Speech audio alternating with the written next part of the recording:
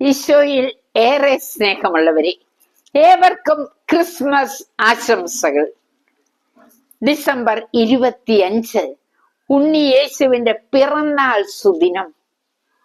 ആരാണ് ആദ്യ ആരാധകരായത്? മാലാഖയുടെ ആ തിരു അറിയിപ്പ് വിശ്വസിച്ച് പുറപ്പെട്ട ദരിദ്രരായ ആട്ടിടയർ. ഈ പുൽക്കൂട് നമ്മെ വിശ്വാസത്തിലേക്ക് നയിക്കുകയാ ചെയ്യുന്നത്. വിശ്വാസത്തിൽ ആഴപ്പെടാൻ നാം ശ്രമിക്കണ്ടേ? ഉണ്ണിയേശു പിറന്ന ഈ സുദിനം നമുക്ക് പ്രധാനപ്പെട്ടതാണ്.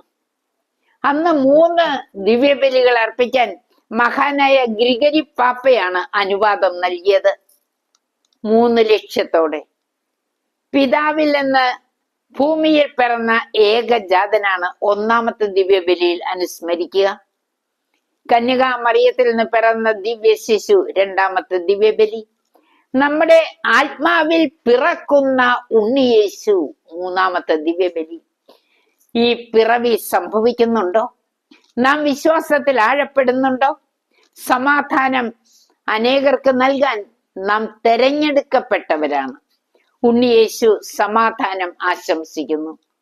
എന്നാൽ നാം ആ സമാധാനാശംസ അനേകരിലേക്ക് എത്തിക്കുന്നുണ്ടോ? സമാധാന വാഹകരായി മാറാൻ നിങ്ങൾ എല്ലാവരും തെരഞ്ഞെടുക്കപ്പെട്ടവരാണ്, വിളിക്കപ്പെട്ടവരാണ്. ഈ പിറവി നമുക്ക് പ്രത്യാശ സമ്മാനിക്കട്ടെ, വിശ്വാസത്തിൽ ആഴം വർദ്ധിപ്പിക്കട്ടെ.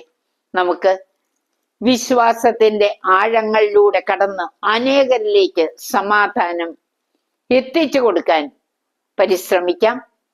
ഏവർക്കും ഒരിക്കൽ കൂടി ക്രിസ്മസ് ആശംസകൾ. ആമേൻ.